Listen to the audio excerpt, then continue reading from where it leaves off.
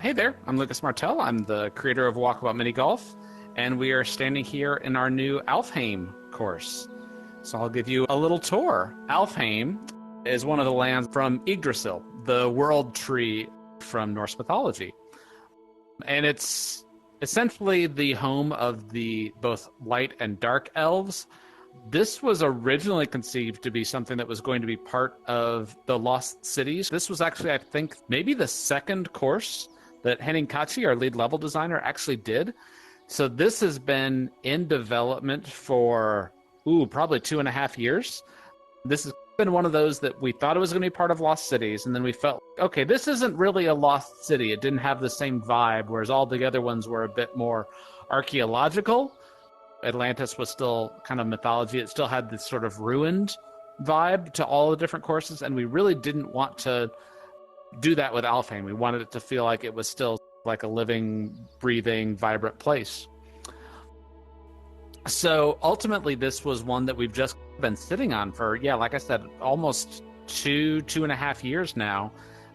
It also was a bit of a challenge from a development standpoint because it started off so early. Our processes and just how we do things have changed so much through the years that this was always the course that was kind of lagging behind a few of those a bit, just in terms of how we were putting it together.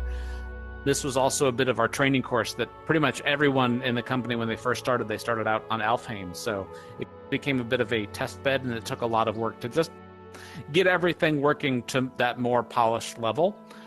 It was also a challenge because elvish architecture uses a lot of curves, which is very difficult to do on a low poly device. This course, unfortunately, won't be available on Quest 1. We were just really becoming limited in terms of what we would be able to actually put out on any platform because of the Quest 1 just holding everything back. This is definitely one course where it's fairly straightforward and very architectural, but it absolutely would not run on Quest 1 without turning off almost half the level. And as we get up here, climbing higher and higher, we're now on hole 3.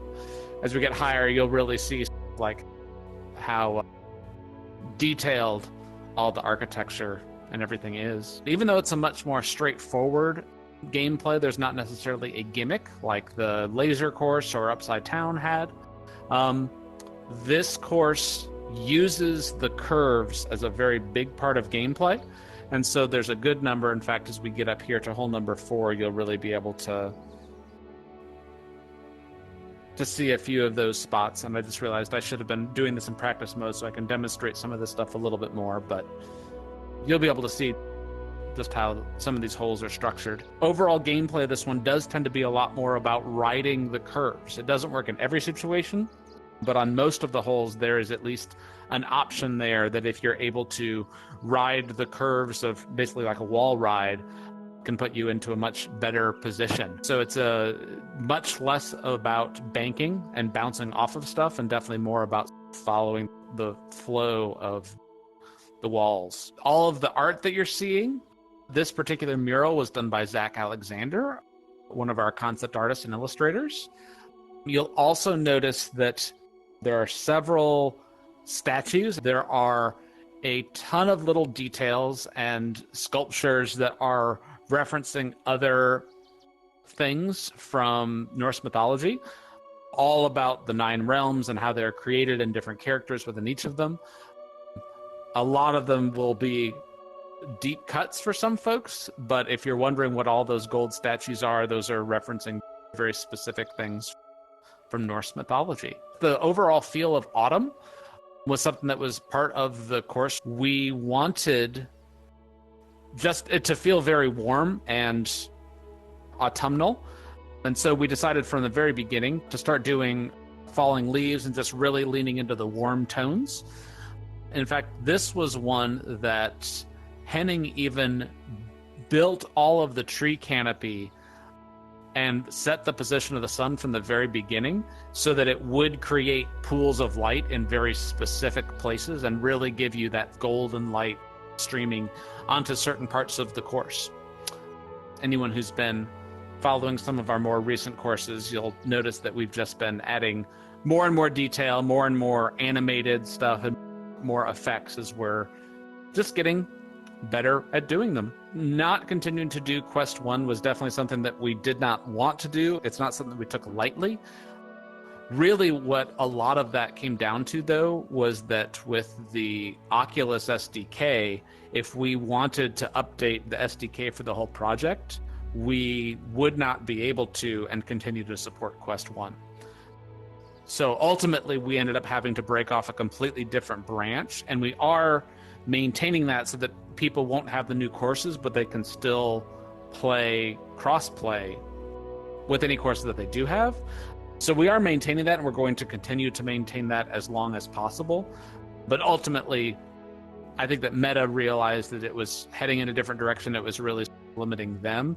And ultimately, it came down, all of the developers basically had to make a choice whether they were going to support any of the new features or support any of the new hardware. And with Quest 3 coming out, it's pretty obvious that it seemed like that was going to be a necessary thing to be able to support all of the new equipment.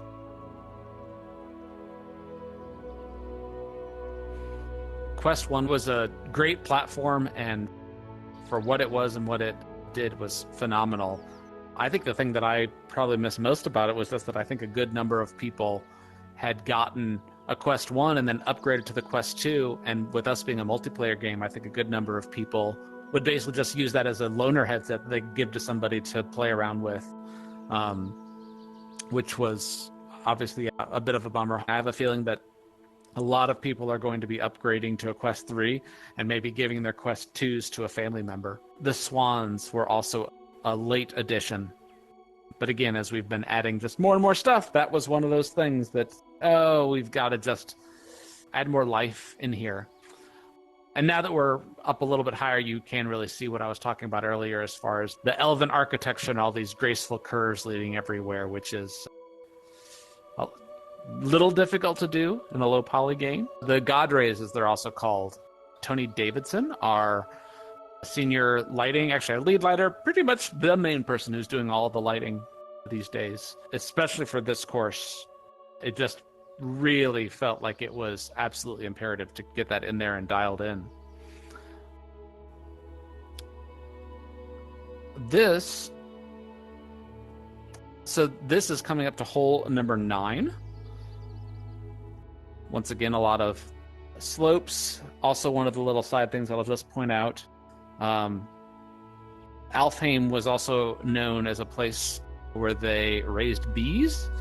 I believe that mead was also a big part of the Norse elvish culture, so we have our little mead-making bees over there. We thought about letting them swarm around you if you got too close to them, and decided, these are elvish bees. They're very well behaved. All of our courses tend to have a different flow and layout. One of the things that I love about this particular type of course is how open it is, and the fact that on certain holes, especially as we get up to 18 at the top of the great tree coming up here, you can really see the entire course from that vantage point, as opposed to something like Labyrinth was a great example of the opposite of that, where each hole was very much its own little room. And while the nice thing about having it as its own little room is that every hole you come to is a bit more of a surprise, whereas the nice thing about this one, or this open layout, is that you do see the whole course. You have a sense of where you're going. Every time you see a bridge, you know that I'm going to be getting to that point. You can chart your progress through it a little bit more. This is far from our largest, but it is probably one of the more dense in terms of just the amount of stuff that's in there. It also has a pretty high amount of foliage and just all of this wisteria that was added also late in the game by Emma Mercado, one of our modelers, and she focuses mostly on the set decoration and all of the detailing of everything. We really let her just go nuts with all of the wisteria and just make this feel as lush and almost like you're stepping into a bouquet a little bit. So night mode does have something that we've never done before. Night mode, the actual look of it tends to be a little bit more straightforward, gorgeous, fireflies, just it really does feel like you're stepping into an Elvish festival. We actually reversed the order of the holes so that each of the holes you end up playing front to back. And all the holes are, of course, redesigned to work with that, but it does give you a really different sense because as you fly through the course, just the difference in getting from point A to point B forces you to look at things in reverse order, starting up in the tree and ending up down in the docks where we started here, really gives us some new opportunities both for gameplay, and it just presents the course in a very visually different way. Something that we've actually wanted to do for quite a while. And like I said, this course having been in development for a good bit of time, we actually expected that we were going to be doing it a little bit more often. It requires a good bit of reimagining the types of holes you can do. You definitely have to do a lot more work on the gameplay front to make that work. Oh, and of course, I should have brushed up on my Norse mythology. I forget this statue's name. But him presenting the sword is another big moment. Some people have been asking for the full 9 realms of Norse mythology. We've definitely talked about it. Please let us know in the comments because it's absolutely something that we're considering. We just haven't committed to it yet just because we have such a full slate of different courses that are getting made right at this moment. Alfheim definitely hits a very similar tone that people who liked that Lost Cities series, this is going to be very much right up their alley. It's just going to be this very, as you can see, lush, serene, just a place that you want to spend an afternoon in.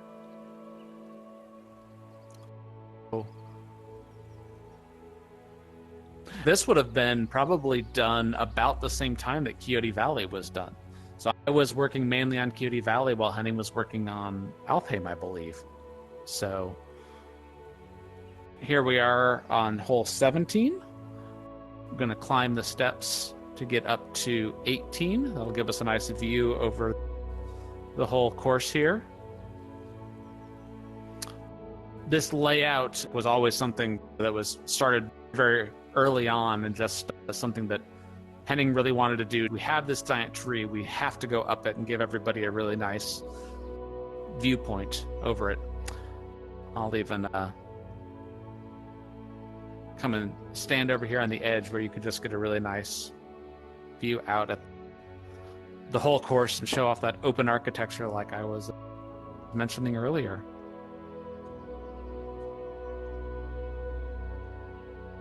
Mm-hmm.